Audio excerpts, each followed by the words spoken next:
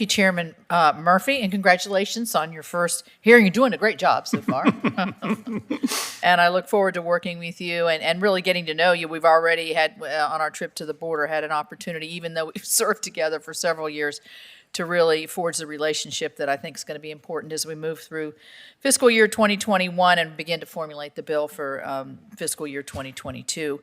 So I thank you for scheduling this hearing. FEMA is exceedingly important, and their role in supporting our state and local partners in responding and recovering from a historic number of disasters facing our nation. I think all of us in our individual states get to know our FEMA regional and local reps very, very well. So I want to thank the acting administrator, Robert Fenton, who I've learned obviously has very good sense because he's married to a West Virginian. So thank you for that. Thanks for joining us here today. FEMA's mission is helping people before, during, and after disasters. These words are more important than ever. And the acting administrator, Fenton, knows, and we all know, he has a big job to ensure FEMA continues to live up to that promise. We're keeping a close eye on the progress we're making concerning COVID-19, including many of the areas the chairman talked about, the various federal support mechanisms in place to distribute much-needed PPE, vaccines, and other necessary supplies and personnel to combat the pandemic. FEMA is playing an integral role in that effort, helping to support vaccine distribution centers, resupply our states with necessary PPE, and providing additional resources to ensure success. We have also been following the recent non-COVID related disasters, including severe winter storms, damaging tornadoes. We even talked about the situation in Texas a bit, flooding and fire events across the nation.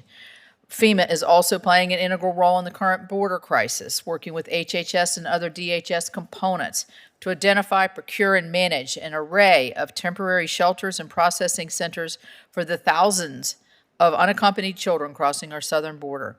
Mr. Fenton, the men and women of FEMA are a vast network of responders coordinating the full spectrum, and we want to say thank you for what you do. Speaking of the border crisis, I would be remiss if I did not say some additional words on this topic. Last month, Secretary Mayorkas acknowledged that we are headed towards more southwest border encounters than we've seen in 20 years, and the numbers are proving him correct. In March, CBP faced 172,331 encounters at the southwest border, which is 66% higher than the March of the last border surge, which was in March of 2019, where there were 103,731 encounters. We can't dismiss these numbers as a seasonal migration pattern. DHS has been forced to set up multiple influx facilities to deal with the surge at the border. HHS has already set up 10 emergency facilities to house nearly 20,000 migrant children, spending $60 million a week in conditions even HHS will admit amount to little more than crisis care. CBP was so overwhelmed that the Washington Post has reported that they are seeing 1,000 getaways per day. That's the folks we don't get and we don't encounter on the border. That's tens of thousands of individuals who are now in this country who all we really know about them is a fleeting footprint or maybe an article of clothing they left behind.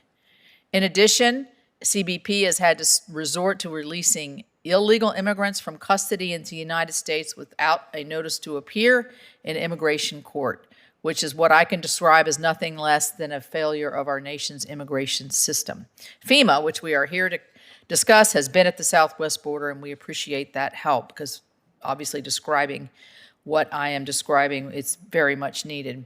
So, Mr. Chairman, I would ask, and I appreciate this hearing, I hope that we can, in the near future, have a discussion on this border crisis, and it is something that's staring us in the face. It's going to have a lot of input into our jurisdiction in terms of funding.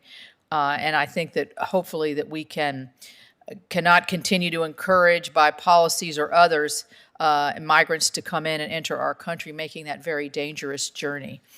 And so I also think that we will need to make sure that CBP and ICE are fulfilling and executing their mandate under the law. Mr. Chairman, I hope you and I can work together on these goals in the future. Returning to the topic of hand, and I'll try to be briefer here, FEMA continues to see a high level of incident management workforce deployments, with only 21% of the personnel remaining for deployment to future events. I thought this was an interesting fact. Out of the 52 federal coordinating officers that FEMA currently deploys for disaster management, there is only one remaining who is not assigned to an existing declared disaster. So our manpower is getting low. The men and women of FEMA perform very diverse array of duties, and I think that's something, as we're looking at funding, we should look at. So financially, FEMA executed an extraordinary level of funding because of the CARES packages and the COVID reliefs and the great strain on the disaster relief fund. $68 billion for state, local, and tribal assistance, including National Guard deployments, close to $60 billion remaining in the disaster fund. It would seem that our resources would be sufficient, but they're going out the door very, very quickly. So, and our data is giving us a different story in terms of how we're going to be able to maintain a sufficient level of funding for FEMA. On a personal note, as I'm sure you all, the three of us in the room here, have seen the impact FEMA has and can have during and after a disaster, the COVID response, reopening, and operating support FEMA continues to provide to West Virginia after our flood are much appreciated. In 2016, we lost 23 lives that day, hundreds of homes, millions of dollars in damages. And almost 5 years later, we still remember the things that we lost and recognize the ongoing efforts. I would like to thank you and your now Deputy Acting Administrator, Marion Tierney, who I mentioned to you was our regional director, for her and your continued attention to this recovery. So that's one of the, did you say 900 disasters that are still ongoing? It's just, and it takes so long sometimes to rebuild.